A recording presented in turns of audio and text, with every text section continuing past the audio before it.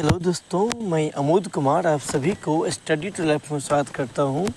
दोस्तों, आशा करते हैं आप लोग अच्छे होंगे, स्वस्थ होंगे और अपने एग्ज़ाम की तैयारी करते होंगे। दोस्तों, फिर मैं आप लोग के बीच एक न्यू टॉपिक के साथ आया हूं। इसमें हम पढ़ने वाले जीके के 1000 महत्वपूर्ण प्रश्न का जो मेरा सीरीज चल रहा है, आज हम पढ़ने वाले हैं 341 से प्रश्न पढ़ने वाले हैं। दोस्तों, अगर आप हमारे चैनल पर अगर न्यू आए हैं तो हमारे चैनल को सब्सक्राइब कर लीजिए और वीडियो को अंत तक देखिए। हाँ दोस्तों, अगर इसका आपको PDF चाहिए तो हमारे टेलीग्राम ग्रुप को ज्वाइन कीजिए, जो डिस्क्रिप्शन बॉक्स के अंदर लिंक लगा हुआ है। और अगर इससे पहले वाला वीडियो सब अगर आप नहीं देखे हैं तो हमारे डिस्क्रिप्शन बॉक्स के अंदर जाकर जीके 1000 का जो बना हुआ है लिंक, इसको आप क्लिक करके आप यहाँ से देख सकते हैं। तो दोस्तों, आइए हम बिना देरी के स्टार्ट करते हैं। आज के मेरा जो पहला प्रश्न है 341 नंबर प्रश्न है। देखिए यहाँ से, निम्नलिखित में से किसके द्वारा भारत के नियंत्रक एवं महालेखा परीक्षक के पद का सृजन किया गया है? तो इस प्रश्न का उत्तर हो जाएगा संविधान के द्वारा। देखिए दोस्तों, इस प्रश्न का व्याख्या यहाँ से देखिए।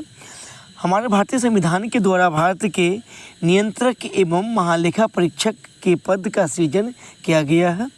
अनुच्छेद 148 में नियंत्रक एवं महालेखा परीक्षक का उल्लेख किया गया है और वही नियंत्रक एवं महालेखा परीक्षक को लोक निधि का अभिभावक भी कहा जाता है।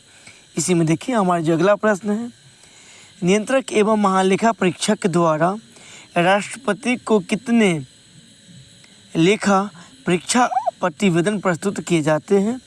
तो इस प्रश्न का जो उत्तर हो जाएगा ये 3 प्रतिवेदन हो जाएगा। इसकी व्याख्या यहाँ समझिए।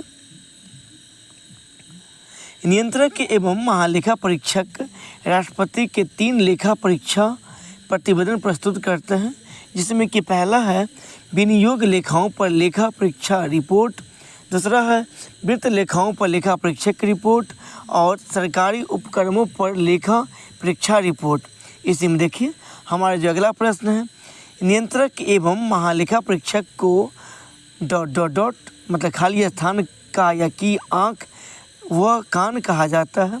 तो इस प्रश्न का जो उत्तर हो जाएगा ये लोक लेखा समिति को। इसकी व्याख्या यहाँ समझिए। नियंत्रक एवं महालेखा परीक्षक को लोक लेखा समिति का आँख व कान कहा जाता है। दोस्तों, ये प्रश्न बहुत भीवी है, उसको आप याद रखें। इसी में देखिए हमारा अगला प्रश्न, लेखा परीक्षक बोर्ड ऑडिट बोर्ड की स्थापना कब की गई है? तो इस प्रश्न का जो उत्तर हो जाएगा ये वर्ष 1968 ईस्वी में की गई है। इसकी व्याख्या यहाँ समझिए। लेखा परीक्षा बोर्ड ऑडिट बोर्ड की स्थापना वर्ष 1968 में नियंत्रक एवं महालेखा परीक्षक के कार्यकाल के एक अंग के रूप में की गई है। भारतीय प्रशासनिक सुधार आयोग की अनुशंसाओं के आधार पर इस बोर्ड की स्थापना की गई है। इसी में हमारे जो अगला प्रश्न है, लेखा परीक्षा बोर्ड के अध्यक्ष व सदस्यों की नियुक्ति किसके द्वारा की जाती है? इस प्रश्न का उत्तर हो जाएगा महालेखा परीक्षक। इसकी व्याख्या यहाँ समझिए। लेखा परीक्षा बोर्ड के अध्यक्ष व सदस्यों की नियुक्ति महालेखा परीक्षक द्वारा की जाती है। वही इस बोर्ड में एक अध्यक्ष तथा 2 सदस्य होते हैं।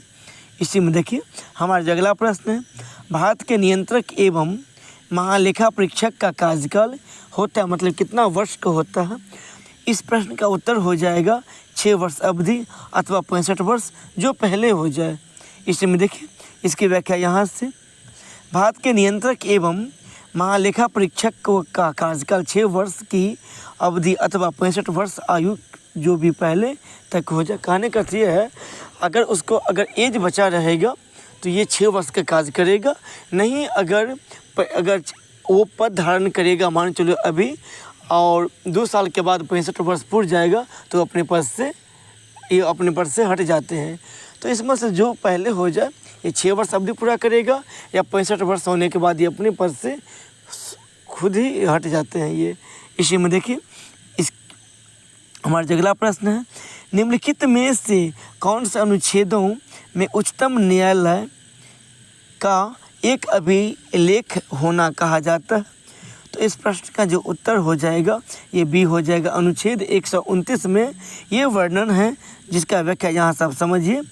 हमारे भारतीय संविधान के अनुच्छेद 129 में उच्चतम न्यायालय का एक अभिलेख न्यायालय होने की बात कही गई है और अनुच्छेद 128 में सेवानिवृत्त न्यायाधीश की उपस्थिति।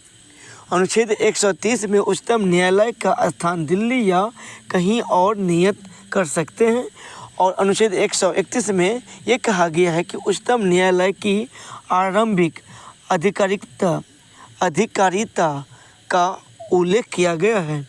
इसी में देखिए हमारा जो अगला प्रश्न है, उच्चतम न्यायालय का स्थान दिल्ली में अथवा ऐसे अन्य स्थान होगा ऐसा।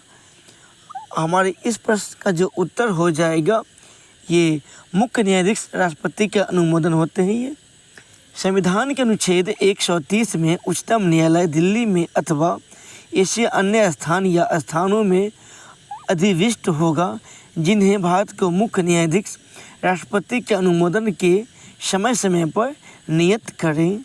इसी में जो हमारा अगला प्रश्न है, उच्चतम न्यायालय का न्यायाधीश किसको संबोधित करते हैं या अपना त्यागपत्र देता है? तो इस प्रश्न का जो उत्तर हो जाएगा, ये अपना त्यागपत्र वो राष्ट्रपति को देंगे। इसकी व्याख्या यहाँ समझिए। हमारे भारतीय संविधान के अनुच्छेद 124 में उल्लिखित है कि कोई भी न्यायाधीश राष्ट्रपति को संबोधित करके अपना हस्ताक्षर सहित लेख द्वारा अपना पद त्याग सकता है। इसी में देखिए हमारा जो अगला प्रश्न है, उच्चतम न्यायालय के न्यायाधीश किस अनुसूची के समक्ष शपथ या प्रतिज्ञान करते हैं? तो आपको दोस्तों बता दें, हमारे भारतीय संविधान में शपथ का जो अनुसूची ये 3 में वर्णन किया गया है। इसकी व्याख्या यहाँ समझिए।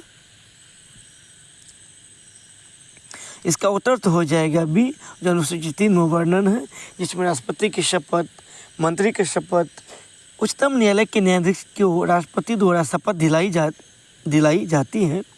वह संविधान की 3री अनुसूची के अनुसार शपथ या प्रतिज्ञान करेगा। आपको पूछ लिया जाएगा शपथ से समेत हमारे भारतीय संविधान में कितने अनुसूची में वर्णन किया गया है? तो अनुसूची हो जाएगा 3। इसी में देखिए हमारा जो अगला प्रश्न है, उच्चतम न्यायालय से परामर्श करने की राष्ट्रपति की शक्ति का उल्लेख किस अनुच्छेद में किया गया है? तो इस प्रश्न का जो उत्तर हो जाएगा, ये अनुच्छेद 143 में ये वर्णन किया गया है। इसकी व्याख्या यहाँ समझिए। हमारे भारतीय संविधान के अनुच्छेद 143 में उल्लिखित है कि यदि किसी समय राष्ट्रपति को प्रतीत होता है कि विधि या तथ्य का कोई ऐसा प्रश्न उत्पन्न हुआ है तो उस प्रश्न को विचार करने के लिए न्यायालय को निर्देशित कर सकता है और उस प्रश्न पर न्यायालय अपनी राय राष्ट्रपति को दे सकता है। इसी में देखिए हमारा जो अगला प्रश्न है, सुमेलित कीजिए, मतलब सूची 1 और सूची 2 को मिलाइए। देखिए दोस्तों, इसको आपको यहाँ से मिला देते हैं। देखिए यहाँ से आप अनुच्छेद जो है 136 में अपील के लिए उच्चतम न्यायालय की विशेष इजाज़त की वर्णन है। वही अनुच्छेद 137 में निर्णयों या आदेशों का उच्चतम न्यायालय द्वारा पुनर्वलोकन का वर्णन किया गया है। और वही अनुच्छेद 138 में उच्चतम न्यायालय की अधिकारिता की अवधि दिया गया है। और अनुच्छेद 140 में जो है उच्चतम न्यायालय की अनुषंगिक शक्तियाँ का वर्णन किया गया है। तो इस प्रकार इसका उत्तर हो जाएगा, ये सी हो जाएगा। जो यहाँ से आप देखिए इसकी व्याख्या, हमारे भारतीय संविधान के अनुच्छेद 140 में उच्चतम न्यायालय की अनुषंगिक शक्तियाँ का वर्णन है। और वही अनुच्छेद 136 में अपील के लिए उच्चतम न्यायालय की विशेष इजाज़त का वर्णन है। इसी में देखिए आगे अनुच्छेद 137 में निर्णयों या आदेशों का उच्चतम न्यायालय द्वारा पुनर्वलोकन का वर्णन है। और अनुच्छेद 138 में उच्चतम न्यायालय की अधिकारिता की वृद्धि का वर्णन किया गया है। इसी में देखिए हमारा जो अगला प्रश्न है, जो 353 नंबर प्रश्न है। हाँ दोस्तों, अगर इससे पहले का प्रश्न सब अगर आप नहीं पढ़ रहे हैं तो हमारे डिस्क्रिप्शन बॉक्स के अंदर सभी वीडियो का लिंक लगा हुआ है, दोस्तों आप यहाँ से उसको पढ़ सकते हैं। ये एग्ज़ाम के लिए बहुत इम्पोर्टेंट है। ये ये उत्कर्ष क्लासेस के द्वारा तैयार किया गया है ये क्वेश्चन। जो देखिए, भारत के उच्चतम न्यायालय के न्यायाधीशों की वर्तमान संख्या है। तो इस प्रश्न का जो उत्तर हो जाएगा ये 33 + 1 है, मतलब 33 तो न्यायाधीश है और एक जो है मुख्य न्यायाधीश होते हैं इसमें। इसकी व्याख्या यहाँ समझिए। हमारे भारतीय संविधान के उच्चतम न्यायालय के न्यायाधीशों की संख्या, क्षेत्राधिकार, सेवाओं और शर्तें निर्धारित करने का अधिकार संसद को ही दिया गया था। वर्तमान भारत में 33 न्यायाधीश एवं एक मुख्य न्यायाधीश हैं।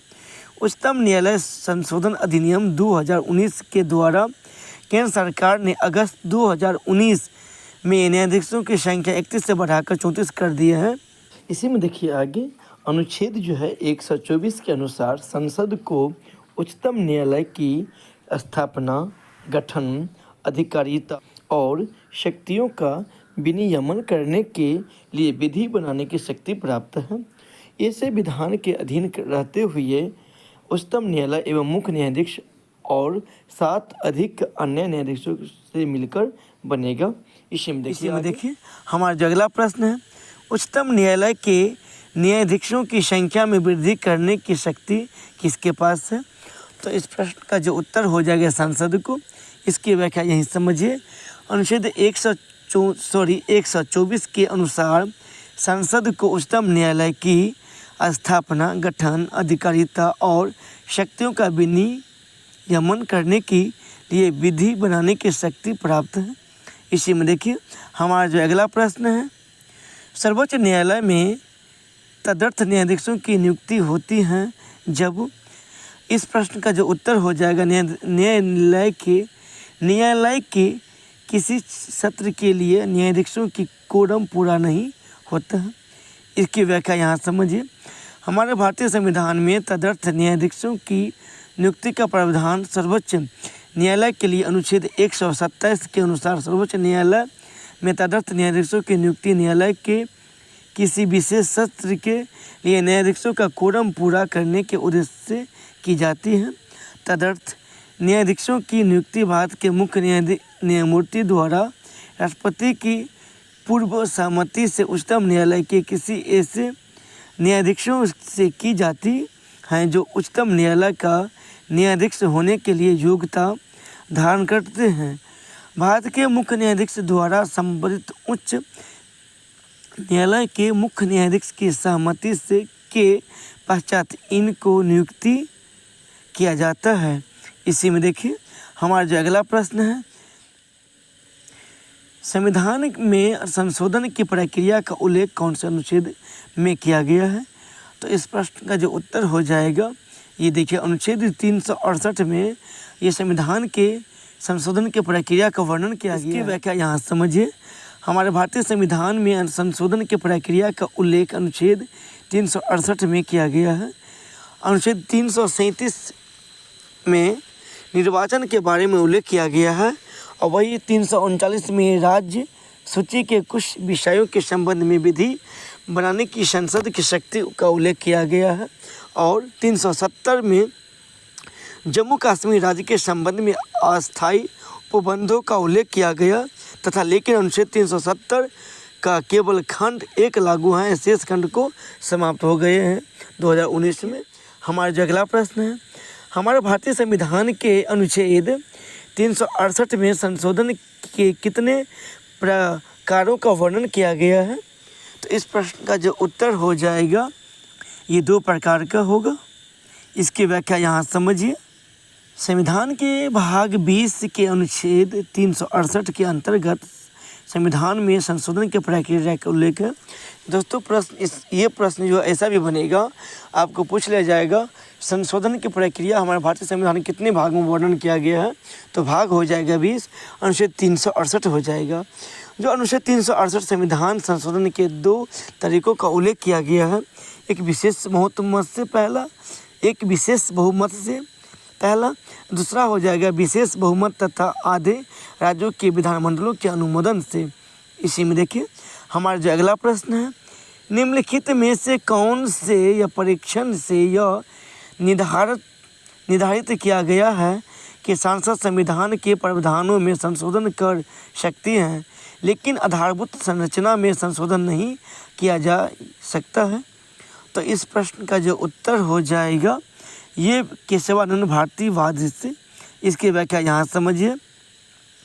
हमारे भारतीय संविधान में जो है केशवानंद भारती बनाम केरल राज्य 1973 के मामले में यह निर्णय लिया गया कि संसद संविधान के किसी प्रावधान में संशोधन कर सकते हैं, लेकिन संविधान के आधारभूत संरचनाओं में संशोधन नहीं किया जा सकता है। इसी में देखिए हमारा जो अगला प्रश्न है, संविधान संशोधन विधेयक पर राष्ट्रपति द्वारा स्वीकृति देने की बाध्यता संबंधित प्रावधान कौन से संविधान संशोधन अधिनियम द्वारा किया गया है? तो इस प्रश्न का जो उत्तर हो जाएगा 24वें संशोधन अधिनियम के द्वारा। इसमें देखिए इसकी व्याख्या। हमारे भारतीय संविधान के अनुच्छेद 368 के तहत पारित किए गए संविधान संशोधन विधेयक पर राष्ट्रपति हस्ताक्षर करते हैं। राष्ट्रपति इस विधेयक पर स्वीकृति देने से इनकार नहीं कर सकता और न ही पुनर्विचार हेतु लौटा सकता है तथा न ही अपने पास रोक सकता है। राष्ट्रपति के लिए यह बाध्यता जो 24वें संविधान संशोधन अधिनियम द्वारा वर्ष 1971 में की गई है। इसी में देखिए हमारा जो अगला प्रश्न, निम्नलिखित कथनों में से असत्य कथन का चयन कीजिए। तो इस प्रश्न का जो उत्तर हो जाएगा यहाँ देखिए दोस्तों ये सी हो जाएगा, जो असत्य ये सब सही है। तो देखिए वैश्विक मताधिकार संविधान आधारभूत संरचना में अंतर्निहित है, ये सही है। और देखिए संविधान संशोधन में जोड़ना, हटाना तथा परिवर्तन करना शामिल, हाँ ये सभी सही है। अनुच्छेद 368 के संदर्भ में संसद के विशेष बहुमत के साथ आधे राज्यों का अनुमोदन होना आवश्यक है, इससे पहले भी हम बताइए सब सही है। तो इस प्रश्न का जो उत्तर हो जाएगा यहाँ देखिए दोस्तों ये सी हो जाएगा, क्योंकि ये गलत है। इसकी व्याख्या यहाँ समझिए। हमारे भारतीय संविधान के अनुच्छेद 368 के प्रावधानों के तहत संविधान में संशोधन की शक्ति संसद के पास निहित है तथा संविधान संशोधन हेतु विधेयक संसद के किसी भी सदन में लाया जा सकता है। दोस्तों आज का हम वीडियो यहीं पर समाप्त करते हैं। इससे आगे हम वीडियो में पढ़ेंगे। धन्यवाद दोस्तों।